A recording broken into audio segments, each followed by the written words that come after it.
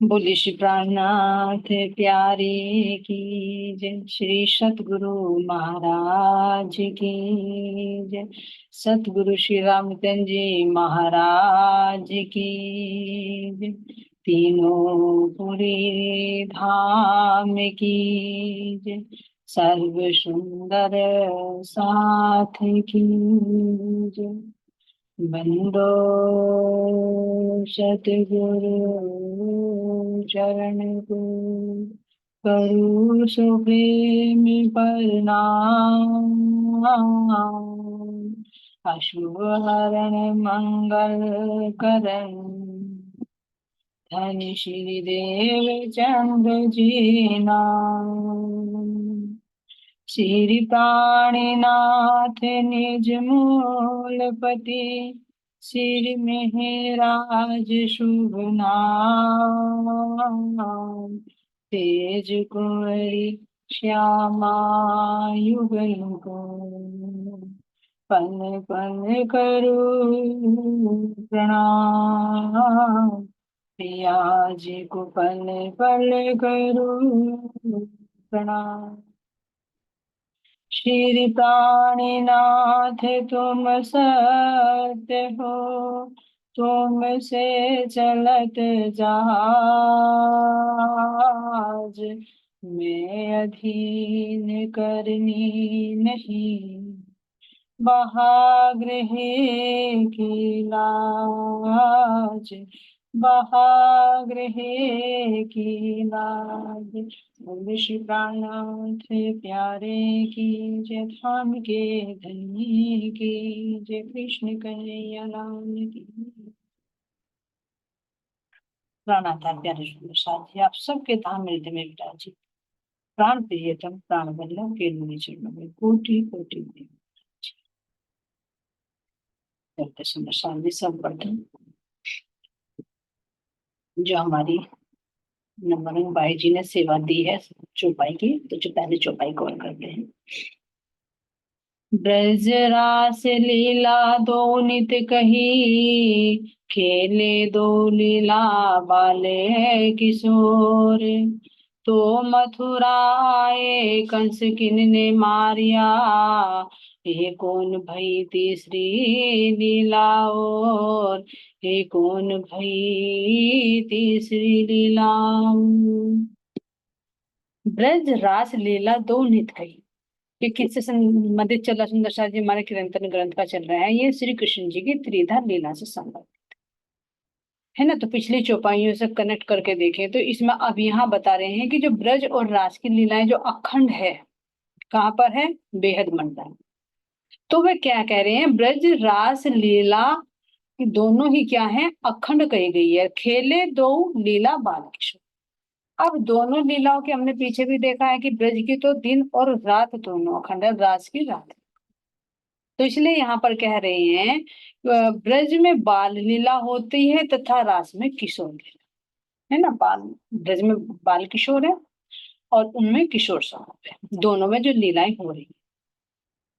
अब यहाँ पर प्रश्न क्या यह है कि मथुरा आकर कंस को मारने वाले श्री कृष्ण जी को, ये सुंदर सादी महाराज जी जो सुबोधनी टीका वल्लभाचार्य जी की, उन्होंने जो टीका की उसी के अंदर से प्रश्न निकाल रहे वैष्णवों को समझाने के लिए कि भाई अगर तुम यही ब्रजराज कहते हो और यही अखंड बता रहे हो, तो फिर इनमें जो प्रश्न बनते हैं तो इनका समाधान कैसे करो। तो यहाँ कह रहे हैं कि जब ब्रज और राज दोनों लीलाएं अखंड कही गई है, ब्रज में तो बाल लीला हो गई, रास में किशोर लीला हो गई। तो प्रश्न है कि कंस को मारने वाले श्री कृष्ण जी कौन है। यदि एक ही है तो वो या तो ब्रज में खेल सकते हैं या फिर रासलीला कर सकते हैं, और फिर जब दोनों में खेल रहे हैं तो फिर कंस को क्यों श्री कृष्ण जी ने मारा है। यहाँ ये प्रश्न कर रहे हैं, यह तीसरे प्रकार की लीला कौन सी है। इनमें जो प्रश्न उठ रहा है चौपाई में विष्णु प्रसाद जी, तो मथुरा आए कंस किन्हीं ने मारिया, एक कौन भी तीसरा लीला हो।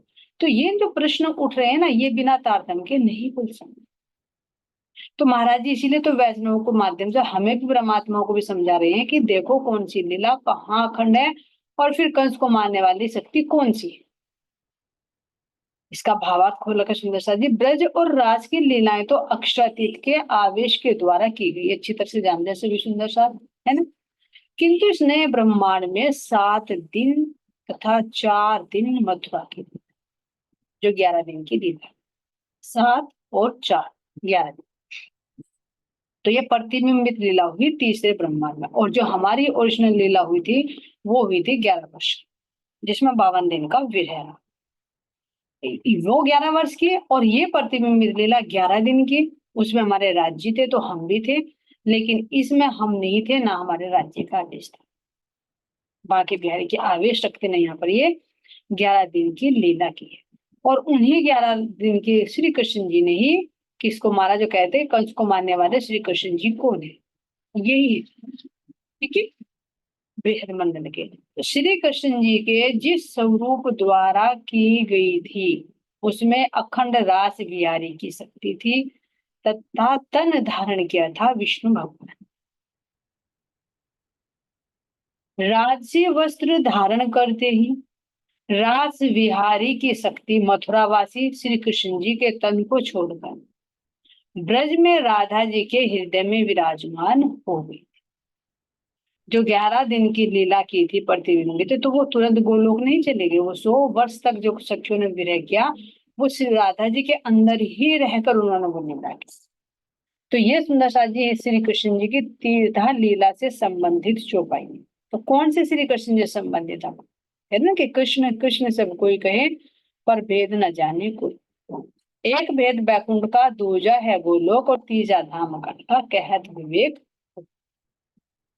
तो जो एक भेद कौन सा है, यानी जो 11 वर्ष तक लीला की वो हमारे राज्य के आवेश ने लीला की। दूसरी 11 दिन की प्रतिबिंबित लीला हुई है जो वाके बिहारी के आवेश द्वारा की गई है। और तीसरी जो इसके बाद में 112 वर्ष की हुई वो केवल विष्णु भगवान की ही हुई। तो ये श्री कृष्ण जी की त्रिधा लीला, यानी 3 तरह की लीलाओं से वर्णन है। अब इससे आगे की चौपाई में महाराज जी क्या पर बोल रही हैं, कहो के भूला टीका करता, के भूले तुम अर्थ, सो जुबा काटिए जो टीका को टेढ़ा कहे, तुम भूले करत अनर्थ, तुम भूले करत अनर्थ। हे विष्णु, यदि तुम यह कहो कि वल्लभाचार्य जी ने भूलवश यानी गलती से टीका में इस तरह से मिथ्या लिख दिया है, तो इतना ही कहा जा सकता है कि जो टीका को झूठा कहे उसकी जिह्वा ही काट देनी चाहिए। देखो समझ, महाराज जी कह रहे अगर कोई कहे कि भाई टीका गलत कर दी है वल्लभाचार्य जी ने, तो उसकी जिह्वा को काटते जाए। क्यों? क्योंकि यहाँ की हमारी बुद्धि छोटी होती है और अपनी बुद्धि की बात हम सत्य मानते हैं, और जो पहुंचे हुए आत्माएं होती है उनकी बात को हम काटते हैं। तो उनके लिए महाराज जी कह रहे हैं कि उनकी तो जीभ ही क्यों ना काटती जाए, जो सत्य आवेशित वाणी को भी क्या करते हैं, झूठ कहते हैं। ऐसे हमारी वाणी पर भी होता सुंदर शक्ति, कहीं की वाणी में तो गलत लिख दिया ये हुआ, ऐसा नहीं है। ब्रह्म वाणी है, ब्रह्म वाक्य बिल्कुल सत्य है। वस्तुतः तुम्हें ही भागवत के कथनों का अभिप्राय समझ में नहीं आ रहा है। क्यों? क्योंकि तारतम्य पूंजी नहीं है, वो प्रकाश नहीं है, वो जागृत बुद्धि नहीं है जिसके माध्यम से असल और नकल की पहचान की जा सके। वल्लभाचार्य जी ने तो असल की बात बताई, लेकिन हमारी छोटी बुद्धि होने के कारण उसको कहाँ घटित कर देते, यही। और यहाँ घटित करेंगे तो वो फिट नहीं बैठते, उनके अंदर से प्रश्न उठते हैं कि भाई जब दिन रात अखंड है तो फिर दिन के बाद रात कैसे आई, और जब रात ही अखंड होगी तो दिन कैसे निकला। और जब श्री कृष्ण जी ब्रज और राज की लीलाएं कर रहे हैं तो अब ये बताइए मुझे फिर कंस का वध करने वाले कौन से। तो इस तरह से बहुत सारे प्रश्न निकलते हैं, लेकिन अगर तारतम वाणी के माध्यम से देखें तो हर एक प्रश्न का जवाब। तो महाराज जी कह रहे हैं कि उनकी टीका को अगर गलत कहे तो तुम्हारी जिह्वा काट दी जाए, लेकिन उनकी बात कथनों का अभिप्राय समझ में नहीं आ रहा है, इसलिए ज्ञानता बस अनर्थ कर रहे, अर्थ का अनर्थ, है ना। तो यहाँ सुंदर सा जी कह रहे असत्य के प्रतिकार के लिए सच्चाई के आवेश में ही जिह्वा को काटने जैसी कठोर बात निकली। यानी अंदर में कितना चीज होती है, एक अंदर में कितनी सत्य बात होती है, जिनके अंदर साक्षात राज्य महाराज जी की आवेश शक्ति है, वो ऐसे कड़वे कटु शब्द बोल रहे हैं कि जिह्वा काट दी जाए। यानी ये देखो कि अंदर वो कितना बल है सच्चाई के। यानी झूठ के सामने झुकना नहीं, सच्चाई के सामने बिल्कुल सच्चाई के पक्ष में खड़े रहे, वहां चाहे कड़वे शब्द भी क्यों ना हो। तो इसीलिए सुंदर साथ जी कह रहे हैं, अन्यथा प्रेम के सागर एवं अति कोमल हृदय महामती जी के लिए इसे व्यवहारिक रूप देना संभव नहीं है। ये तो डांटने के लिए, फटकारने के लिए कहना पड़ जाता है, जब नहीं सुनते नहीं सुनते तब ऐसे शब्द कहने पड़ जाते हैं। नहीं तो इंद्रावती जी का हृदय कोमल है, ऐसे कटु शब्द किसी को भी नहीं कह सकते। तो कह रहे फूल पापड़ी ना दो, तो इतना दुख भी ना दो जितना फूल की पापड़ी गिरने से होता है। ये सुंदर सा जी दो चौपाइयां थी। चलिए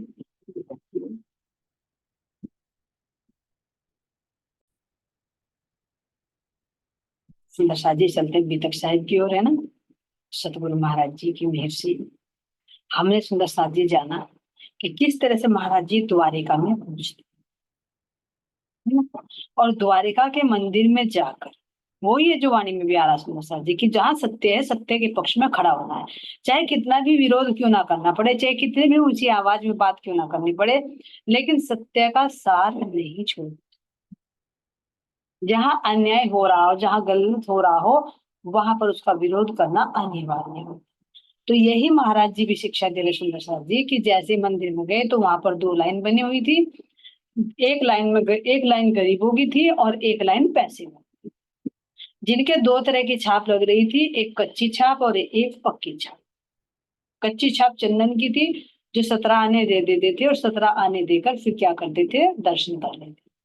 लेकिन एक दूसरी तरह की पक्की छाप होती थी कि वो 1 महीना या जितने भी दिन वहां पर रहे, तो इतने दिन रहकर फिर बाद में उसे परमिशन की जरूरत नहीं होती थी, वो दर्शन कर सकते, है ना। ऐसे सुंदर संगीत तो कल प्रश्न भी आया था कि 17 ने क्या, क्योंकि पहले जो करेंसी चलती थी रुपए से छोटी होती है ना, 16 आने होते हैं 1 रुपए में।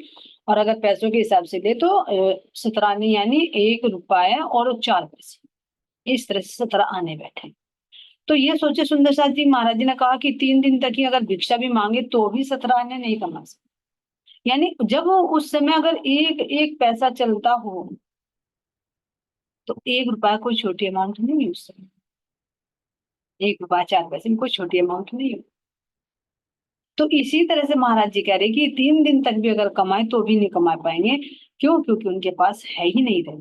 तो जैसे उन्होंने देखा कि भाई ये अप्सरा है, क्योंकि उनकी उम्मीद थी भाई कोई पैसे वाला आता है तो हमारे छाप लगवा देगा और हम दर्शन कर लेंगे। तो जब महाराज जी ने देखा कि भाई ये जो अफसर आए हैं कहाँ के थे, सुंदर साथ जी हैं अफसर हमारे हैदराबाद के, है ना। तो ये आए यहाँ से, तो इन्होंने देखा कि भाई सब गिड़गिड़ा रहे हैं, कोई विनती कर रहा है, कोई कुछ कर रहा है ना, कि वो हमारे भी दर्शन करा दे। लेकिन जब उन्होंने देखा कि कोई सुन ही नहीं रहा, तो महाराज जी ने जोर जोर से कहना शुरू कर दिया कि भाई क्या कहा कि यहाँ तो भगवान पैसे के, है ना। तो भगवान पैसे वाले, भगवान के भिखमंगों को थोड़े ना दर्शन देंगे। तुम जाओ भीख मांगो और भीख मांगकर 17 आने कमा कर लेकर आओ, जब तुम्हें यहाँ पर दर्शन मिलेंगे। और नहीं तो अगर राधे श्याम करना है तो जाकर जंगल में करो, यहाँ तुम्हारी कोई सुनने वाला नहीं। तो इतनी बात जब सुनी उन्होंने, तो तुरंत उस अफसर को तो असर हुआ उस बात का। तो उन्होंने पूछा कि बताओ भाई तुम किसको कह रहे थे, क्या कह रहे थे, दोबारा को। महाराज जी ने कहा भैया हम तो ये खड़िया पलटन है इनको कह रहे थे कि भैया यहाँ राधे श्याम करते हैं और यहाँ ये गिड़गिड़ाते हैं, लाइन में खड़े रहते हैं, सुबह से शाम तक हो जाती है लेकिन उनको दर्शन ही नहीं मिलते, फिर वापस चले जाते, है ना। तो भगवत गरीबों का तो कोई भगवान ही नहीं रहा। तो महाराज जी ने तुरंत उनकी तरफ संकेत कर दिया। तो अब सुंदर साथ जी जैसे महाराज जी ने शब्द कहने शुरू करे, है ना, तो उसके अंदर क्या असर होता है उन शब्दों का। क्या कह रही हैं, अ, हुई चेतना सी अंदर अफसर के सुनकर अपनी, कर्मचारियों और प्रबंधकों से जा कर के कहा तभी। तो महाराज जी तो उन अफसर को ही सुनाकर कह रहे थे, माध्यम भले ही वे गरीब लोग थे, लेकिन लक्ष्य किसको था, उन्हीं को टारगेट कर, ताकि भाई जो पैसे वाला होता है, जिसकी कुछ पावर होती है, तो वो उस व्यवस्था को ठीक कर सकता है। तो इसलिए महाराज जी ने उन्हीं को सुनाकर कहा कि भाई ये भिख मंगे यहाँ पर पड़े रहते हैं और ये यहाँ पर कह रहे हैं कि तुम्हारी पुकार नहीं सुनने वाला। सुबह से शाम तक पड़े रहते हैं लेकिन इन्हें दर्शन नहीं मिलते, फिर आते हैं फिर चले जाते हैं शाम को। इसी तरह से भगवान की आस लगी रहती है, लेकिन इन गरीबों के नसीब में भगवान के दर्शन है ही कहाँ। और पैसे वाले आते हैं, छाप लगवाते हैं, तुरंत दर्शन करके चले जाते हैं, तो इनका क्या कसूर है। तो जैसे महाराज जी ने अपनी ओजस्वी वाणी में कहा सुंदर साथ जी, तो उन अफसर के अंदर हलचल हुई, क्योंकि शब्द छू गए थे। और जब दिल को छू जाते हैं तो क्रियान्वित वो जरूर, जब तक नहीं छूते जब तक नहीं भी क्रियान्वित। तो तुरंत अफसर क्या कहे महाराज जी ने, कर्मचारियों पर बंदों से जाकर कहा। क्या कहा उन्होंने, जब इन कंगालों के पल्ले फूटी कोड़ी एक नहीं, तुम्हें कहाँ से ला कर देंगे, दे दो आज्ञा इनको भी। अफसर ने कह दिया, भाई जब इन कंगालों के पल्ले में एक भी कौड़ी नहीं है, एक भी पैसा नहीं है, तो भला ही तुम्हें कहाँ से देंगे। और तुम रोज रोज यहाँ लाइन लगाए रखते हो, तो तुम ऐसा करो, सबको परमिशन दे दो, सबको छाप लगवा दो और इनको सबको दर्शन करो। ऐसे वैसा का चक्कर छोड़ो। क्यों? क्योंकि महाराज जी को यहाँ पर दिख गया था कि महाराज उनको, अफसर को दिख गया था महाराज जी तेज आवाज में बोल रहे थे, और जनता अगर उनके साथ में हो गई तो हो सकता है हंगामा भी हो जाए, क्योंकि जनता की पावर में पावर होती है जनता की आवाज में। तो उन्होंने तुरंत जाकर कह दिया कि भाई छोड़ो इनको, सबको छाप लगा दो और दर्शन करो। अब कह रहे यहाँ पर, तभी छाप चंदन की लेकर आया एक निकट अपने, इस पूरी लाइन के उसने अपने को ही बस लीडर समझे। उनका आदेश पाले हो गया ना सर, क्योंकि जहां जिसकी पावर होती है वो वही का कार्य करते। जब इनकी कौन सुनने वाला था। अफसर पैसे वाला था तो तुरंत उसने आदेश दिया, तो तुरंत उसका पालन किया। तभी महाराज जी कह रहे आदेश देते ही एक व्यक्ति आया चंदन की छाप लेकर, और क्या कहने लगे कि उसने पूरी लाइन में से वो खड़े थे सब, तो उसमें लीडर मुझे समझा। क्यों? क्योंकि महाराज जी कह रहे मैंने शोर मचाया था, मैं जोर जोर से आवाज में बोला, तो उन्होंने समझा भाई यही लीडर है, तो पहले मैं इसी से लगाऊं, कभी ये और ज्यादा हंगामा करे। तो कह रहे महाराज जी फिर जब भी कह रहे, हमने शोर मचाया था उस लाइन में ज्यादा, अपने ही शब्दों से अफसर किया दर्श पर आमादा।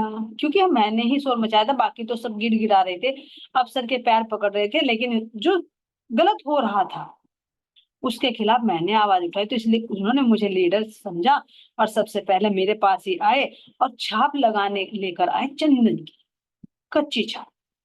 तो उन्होंने समझा भाई पहले लीडर है तो पहले इन्हीं को ही लगा दे, क्योंकि ये शांत हो जाएंगे, फिर बाद में सबका लगा देंगे तो सबके दर्शन हो जाएंगे। लेकिन महाराज जी कहाँ करने वाले थे भाई, इतने हंगामा भी किया फिर भी कच्ची छाप लगवाने वाले, क्योंकि महाराज जी तो ऐसे नहीं दर्शन करने चल दी। तो उन्होंने, महाराज जी ने तुरंत रोक लिया कि भाई नहीं, मैं नहीं लगाऊंगा, अगर तुम्हें मेरे छाप लगानी है तो पक्की छाप लगाई। महाराज जी पक्की लगवाने वाले, कच्ची से बात नहीं बनने वाली। अगर तुम्हें लगानी है तो यहाँ पर हमारी पक्की छाप लगा दो, क्योंकि हम यहाँ 1 महीना ठहरेंगे।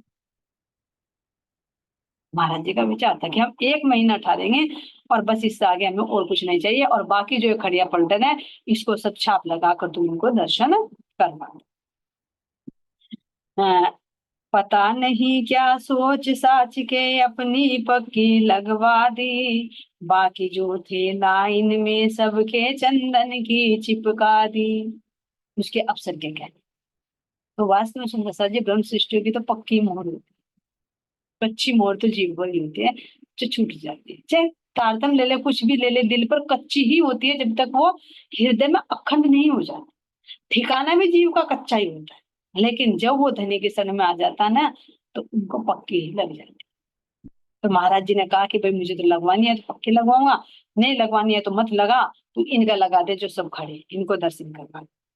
ऐसे सुंदर साथ जी महाराज जी कह रहे हैं कि अब जब उन्होंने छाप लगा दी, मेरे तो पक्की लगा दी, सोच समझ कर कि भाई कहीं और हंगामा ना करे, जब 1 महीना ठहरेंगे तो रोज रोज तुम्हें परेशान करेंगे, तो तुरंत छाप लगा दी और उन्होंने भी दर्शन कर लिया। इस तरह सबको कह रहे हैं कि सबको दर्शन मिले।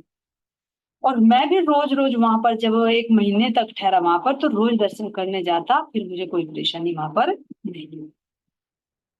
अब यहाँ कह रहे कि चले यहाँ से भी आगे को दानापुर अहमदाबाद, राजकोट होते हुए सूरत जा पहुंचे हम इसके बाद। अब यहाँ से महाराज जी चलते हैं, 1 महीना रहने के बाद फिर दानापुरी अहमदाबाद चलते हैं, फिर यहाँ से राजकोट होते हुए सूरत पहुंच जाए, क्योंकि जिस मकसद से निकले ना घर से, तो अब महाराज जी वही उसी ठिकाने पर जाने वाले। जा पहुंचे कुछ दिन सूरत ठहर ठार कर, नासिक पंचवटी आए, सारी राह जंगली मंदरा के हमने चावल खाए। इस तरह से देखो, हमने महाराज जी पूरे भ्रमण करने वाले का पैदल ही करते हैं। कहीं कहीं मिल गई ट्रेन तो मिल गई, नहीं तो पैदल ही यात्रा हो। ये धरती पे धन्य हो गई ब्रह्म सृष्टियों के चरण में प्राप्त। जैसे पहले तो केवल ब्रज में ही जहाँ तक गाय चराई वहीं तक ही उनके चरण रज पड़े, उनके चरण पड़े, लेकिन इस जागरण के ब्रह्मांड में तो जगह जगह परमात्मा उतरी, जगह जगह परमांश उतरे, और वो भी पद यात्रा की, तो इस धूम को भी धन्य कर दिया। सतगुरु चरण को क्षेत्र है जा जाए सब सो। जहां जहां उनके चरण पड़ते हैं वास्तव में वो धरती भी धन्य हो जाती है। कह रहे हैं यहाँ पर कुछ दिन सूरत ठहर, क्योंकि यहाँ से सूरत गए, फिर नासिक गए, फिर पंचवटी, और सारी राह ये जंगल की, जंगल जंगल पैदल करते हुए, और रास्ते में क्या खाया हमने, चावल खाते हुए हम चले। राम कुटी विश्राम किया कुछ रोज तपोवन रह करके। राम कुटी में कुछ तपोवन में रहे, कुछ राम कुटी में रहे, बीच बीच में जैसे चलते रहते, तो 1 महीना रहे, 10 महीने, वो सॉरी 10 दिन रहे, कहीं 2 महीने रहे, कहीं 1 महीने रहे, ऐसे बीच बीच में ठहरते ठहरते चले, क्योंकि कहीं आश्रम में ठहरे, कहीं पर मंदिर में ठहरे। ओझड़ और चांदोर गए, फिर तत्पश्चात तिरडिंग पहुंचे, अमल नेर दुतिया होते हुए सोनगिरी में जा पहुंचे। बोले श्री प्राणनाथ प्यारे की जय, सतगुरु श्री रामचंद्र जी महाराज की जय, श्री बाबा दादा नारायण दास जी महाराज की जय। पहुंच गए सुंदर साथ जी, जो प्रण लेकर निकले थे ना कि अगर सतगुरु मिले तो वापस आओ, और नहीं तो कहीं भी मर जाओ, है ना, लेकिन वापस नहीं।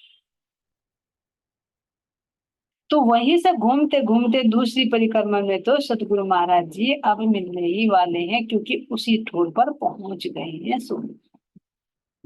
तो यहाँ से कह रहे हैं ऐसे चलते चलते सोनगिरी पहुंचे, और सोनगिरी पहुंचकर एक व्यक्ति से पूछा, पता चला कि भाई यहाँ पर ना एक उच्च कोटि के महात्मा है, क्योंकि जैसे साधु महात्मा होते मंदिर में ठहरते हैं, तो भाई एक दूसरे से परिचय तो करना पड़ता है। कोई ऐसा तो नहीं कि भाई महाराज जी मोबाइल ले लेते हैं, भाई खोला मैप और देख लिया कहाँ पे क्या चीज है। एक दूसरे से पूछ पूछ कर ही पैदल यात्रा करते थे, सत्संग भी होता था। तो महाराज जी कह रहे कि एक महात्मा से मुझे पता चला कि यहाँ सोनगिरी में ही एक उच्च कोटि के महात्मा रहते है ना, और उनके अब महाराज जी जब पूछ पाछ कर गए तो वहीं पर पहुंचे। तो कह रहे हैं उनके साथ में कहा गया, राम मंदिर में, जो भी राम मंदिर में ठहरते थे, तो मैं उन्हीं के साथ गया और वहीं पर मैं ठहरा। लेकिन जब मैं उनसे मिला तो वास्तव में प्रभावित, उनके अंदर वो तेज था जो बता कि उच्च कोटि के थे, यानी जिसका जो तप होता है वो उनके फेस पर भी झलक जाता है, उनकी वाणी में झलक जाता है। तो महाराज जी कह रहे कि जैसी मैंने प्रशंसा सुनी थी, मैं उनसे मिला तो बहुत ही प्रभाव युक्त थे, है ना, और उनके दर्शन पाकर मैं भी धन्य धन्य हो गया। वह स्थान भयानक भी था, थे शमशान निकट ही में, साथ साथ रमणीक बहुत था, ठहरे बस हम उस ही में। कह रहे सुंदर साथ जी की ये स्थान जब मैं गया, राम का मंदिर, राम के मंदिर में रहते थे ये, तो इनके साथ में गए तो वहां पर ठहरे, और यहाँ पर जब ठहरे तो कह रहे कि वो स्थान बहुत भयानक था। क्यों था भयानक, थे शमशान निकट ही, क्योंकि शमशान भी निकट बना हुआ था और बस्ती से काफी दूर था, जल्दी से कोई वहां आता जाता नहीं था। तो महाराज जी उन्हीं महात्मा के साथ वहां रहने लगे, और कह रहे साथ साथ रमणीक बहुत था, बहुत अच्छा था, है ना, और ठहरे बस हम उसी में। अब भयानक भी था और रमणीक भी था। भयानक क्यों कह रहे महाराज जी? क्योंकि कोई वीराना तो जंगल होते हैं जहां पर जाना जाना भक्तों का कम होता है, तो भय तो लगेगी। और साथ में क्या है, शमशान भी है, क्योंकि शमशान पे जाकर तो लोग अच्छे अच्छे डर जाते हैं, उस सत्यता को नहीं देखते कि भाई यहाँ तुझे भी एक दिन आना है।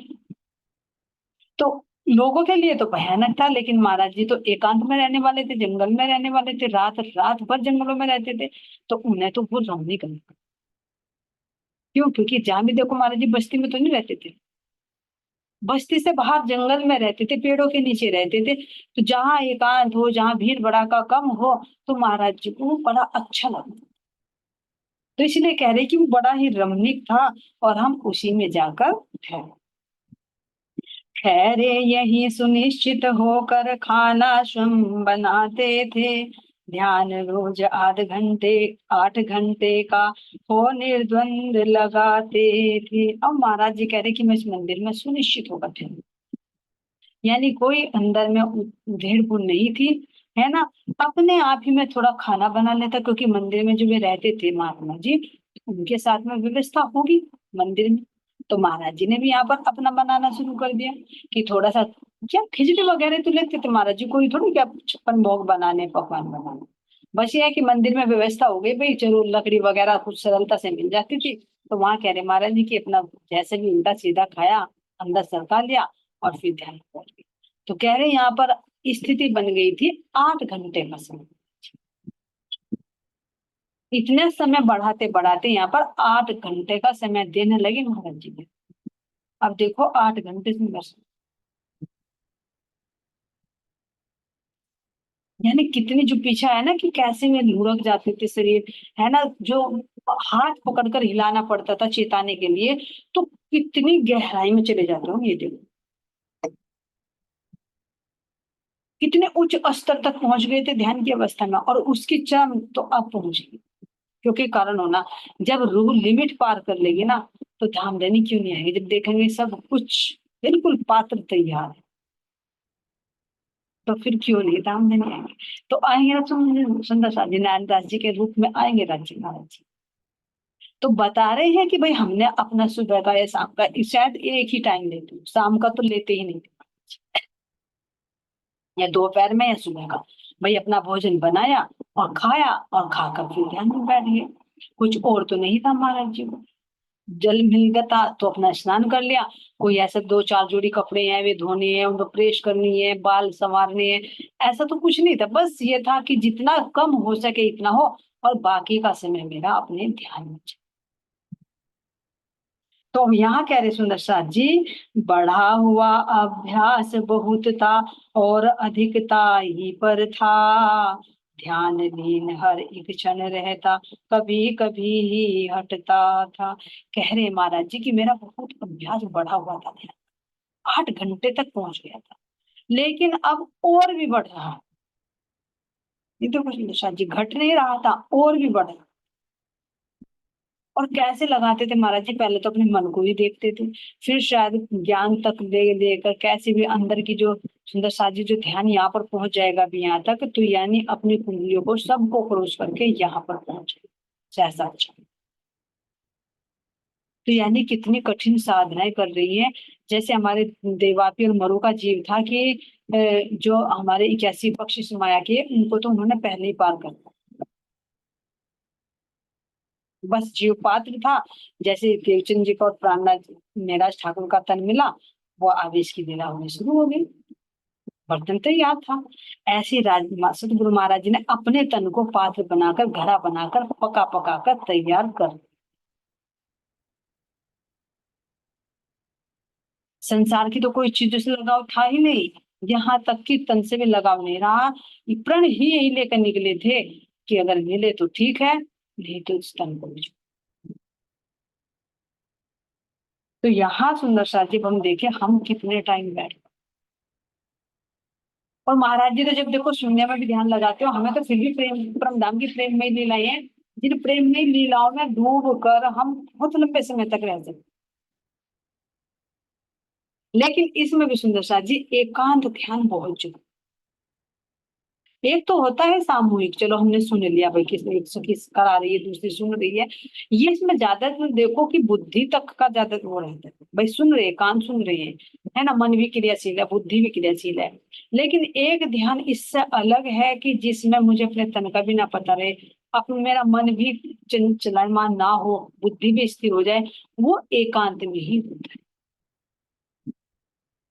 तो उसके लिए भी हमें अग्रसर रहना चाहिए सुदर्शन, जितना भी समय है, जो भी समय बैठता हो, जितना भी बैठ सकते हो, उसके लिए तो अभ्यास जरूर करना चाहिए, क्योंकि इसी ध्यान से ही हमारे चित्त के संस्कार जो है वो धीरे धीरे धीरे धीरे क्षीण होते चले जाते हैं, और आत्मा अपने वजूद को पकड़ती रहती है, और जीव भाव समाप्त होने से, और एक दिन ऐसा आता है कि आत्मा निखर कर खड़ी हो जाती है। क्योंकि ध्यान भी एक ऐसा है, जैसे स्वर्ण को तपाया जाता है, शुद्धता आती है उससे, ऐसे ही हमारे जीव के अंतःकरणों के अंदर शुद्धता आती है ध्यान से, प्रेम रस बढ़। तो महाराज जी इतना तो सुंदर साथ नहीं, 8 घंटे तो नहीं, लेकिन 8 में आध आध भी लगा लो, आधा घंटा भी लगा लो, या 1 घंटा लगा लो, जितना भी कंफर्टेबल हो, ज्यादा से ज्यादा प्रयास करना है। तो यहाँ महाराज जी कह रहे हैं कि ध्यान हमारा क्या कह रहे हैं, ध्यान लीन हर एक क्षण रहता। 8 घंटे ये नहीं कि 8 घंटे बैठे हैं और फिर उसके बाद क्या हुआ, माया में, जैसा हमारा हो जाता है। 8 घंटा बैठे बैठे बैठे बैठे इंद्रियों को मोड़ा, जैसे भी करा, जबरदस्ती रोका, और जब जैसे ही हुआ कि 8 घंटे का ध्यान हो गया, तो इंद्रियां ऐसी भागती बाहर की तरफ को, जैसे बाढ़ आ गई। भूख लगेगी, ये भी खा ले, वो भी खा ले, वो भी सोच ले, वो भी कर ले, फटाफट। ऐसा नहीं, महाराज जी की स्थिति अलग है कि मैं 8 घंटे तो ध्यान में बैठा ही रहता था, लेकिन उससे जो एक्स्ट्रा समय बचता था, उसमें भी मेरी ध्यान लगा ही रहता था, भले ही दैहिक क्रियाएं कर रहे हो, स्नान कर रहे हो, भोजन बना रहे हो, इधर थोड़ा बहुत टहल रहे हो, गीता का पाठ कर रहे हो, मनन कर रहे हो, कुछ भी कर रहे हो, उनमें भी कह रहे हैं कि काम करते करते भी मेरा ध्यान लगा ही रहता है, यानी अंदर की चित्त वृत्ति लगी रही। कभी कभी ही हटता था, कभी कभी हटता था, लेकिन नहीं तो वो ध्यान चित्र में लगातार नित्य निरंतर चलती रहती थी। और यही सुंदर साथ जी महाराज जी ने बताया कि जैसे हमारी ब्रज में थी, देखो ब्रज में दिन में भी रात में भी श्री कृष्ण जी में चित्तवृत्ति रहती थी। इसी तरह से महाराज जी ने अब भी कहा कि एने पागने चाहिए, जो तुम ब्रज में चले उसी चाल से चले, खाते पीते उठते सुपन सोवत जागृत, दम ना छोड़े मासु को, जाके सलख विष्णु। चाहे 1 घंटा बैठे, 1.5 घंटा बैठे, 2 घंटे बैठे, लेकिन उसके बाद भी अगर हमारा शरीर से हम बाहर कार्य कर रहे हैं, लेकिन चित्त वृत्ति कहाँ, अपने प्रियतम में ही लगी रहनी चाहिए। तो इस तरह से सुंदर साथ जी हमारी आत्मा की प्रगति होती है। इससे आगे का प्रश्न सुंदर साथ जी आगे वीडियो देंगे आपके लिए। बोले श्री प्राणनाथ प्यारे की जय, श्री सतगुरु महाराज की जय, सतगुरु श्री रामचंद्र जी महाराज की जय, तीनों पुरी धाम की जय। प्रणाम। सभी सुंदर साथ के चरणों में कोटि कोटि